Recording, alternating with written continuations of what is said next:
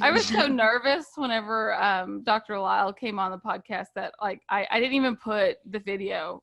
I couldn't because I was just like terrified, and I didn't want him to see me over here going, that's interesting, yes sir, okay. So he just saw my little icon thingy, and that was it. That was kind of scary. But you guys got to have him on, and that must have been really neat since y'all were working on his book. I was so excited about that because I was like, okay, I have absolutely zero cool questions to ask, but these guys are going to be able to ask him something really, really cool. So that must have been fun for y'all. Yeah, well, Tony skipped out on me, and so he left me to do it by myself, and that was nerve-wracking. Yeah. And so I just got to, like, all my interviews are terrible because it's just, I really like this person. I can't believe I'm talking to them. Like, all you have to do is say, I have a podcast, and people will talk to you. That's bizarre. That weird? Yeah, it is weird. It is. And so weird. I was recently name dropped talking to Dr. Robert Murphy, an economist and a Christian. And I was saying, like, you know, what's it like to be like Brad Pitt for me? Because like, you know, I know like Dr. Mitch Stokes, like I'm holding his book. I've read his book. I've read his, you know, other stuff. He's like a celebrity to me.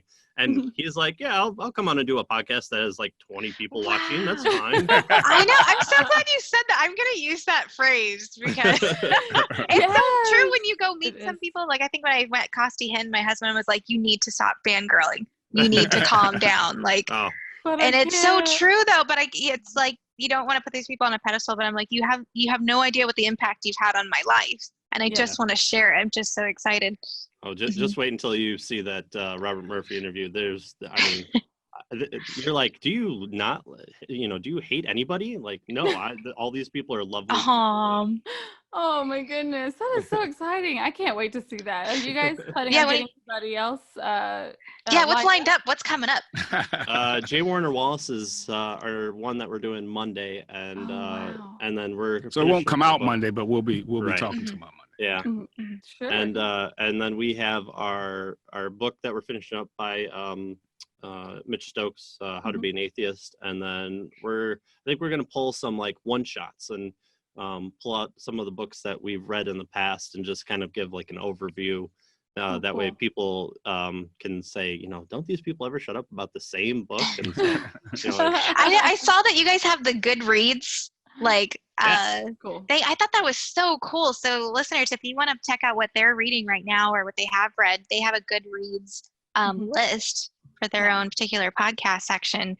And that's so cool. I was like, I messaged that to Lauren. I was like, we got to do this too, so people can see what we're reading if we forget to mention about it or what have you. It's so Make cool. Sure to put a link to that in the comments or the show notes below so that you guys can find that list of Goodreads, because that is really, really cool. I love that you go chapter by chapter though. That helps me so much. Yeah, well, and that was kind of one of the points that, I mean, we're doing it anyways. You know, like this isn't you know, anything that other than, you know, me editing another video. This isn't like putting more stuff on our plate. Like we meet every 2 weeks roughly and do a you know, a chapter that we would be doing. It's just, well, you know, let's film it, and if people want to watch us, then, you know, they can. And we've done this one before, but we feel like someone's not just going to pick this up because, you know, there might be hard concepts or hard words, or, you know, when you talk about science, it might not appeal. Or when you're just talking philosophy, it's like, oh, you know, that's for people who, you know, I think therefore I am. I don't even know what that means. Or you know, aren't those just old dead people or people on the campus who, you know, are flighty and don't really know what they're talking about? Not Tony. Tony is, you know, he's vibrant and he makes the students teach, which is genius. That is smart. So we're just like, you know, we can break this down for people who would be nervous to get into this. And, you know, again, Tony's the big man who knows, you know, everything about philosophy. There's nothing. That's so cool. Yeah, because you're a professor. Where do you teach at, Tony? I teach at the University of Michigan in Flint. Oh wow! And in Flint, that's so cool. That's really, really cool. That's exciting too, because I'm one of those people that I have a hard time understanding concepts when I'm reading something, as I have dyslexia. So anytime I try to actually sit down and read something, the ideas can get all jumbled up in my head, but I want to read and I want to learn these things because they're fascinating.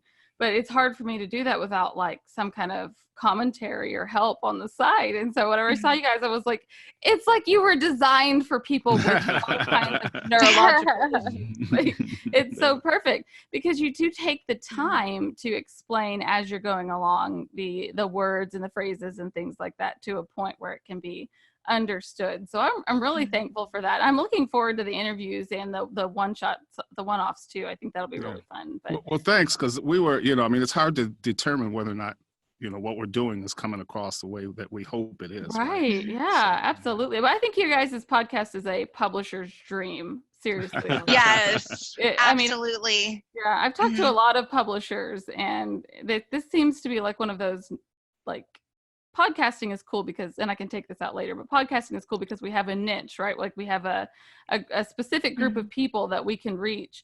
And the publishers, on the other hand, if they want to send out mass ads or, try to reach just a huge amount of people, most of the people that they're reaching probably don't really care.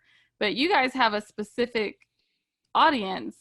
And for a publisher, I hope that they're paying more attention. I know a couple of the authors I've talked to have said that publishers are starting to pay more attention to podcasts because you have this audience, this group, and they're going to like be interested in the books that you talk about. They're going to want to go and buy those books. So it's really, really neat. Right. And it's not just like the ones that are coming out. Like if you have a back catalog of like books that you wrote in the 90s and you have the author there or even the publisher who's, like, hey, we found, this person's collection of books and we're doing one last sale on it. Like, it's not like the New York Times anymore controls who's reading stuff. Like Joe Rogan sells more books than the New York Times does. Yes. Wow. That's so true when you think about it. Yeah. Wow. So that's so true. like there's a guy, Thaddeus Russell. So yeah, he just sells a lot of his same book because he goes on Rogan's podcast, people search his name and he sells books that, it's not like he's writing a new one. He's just talking about whatever he's talking about. Yeah, the same old book. That's brilliant.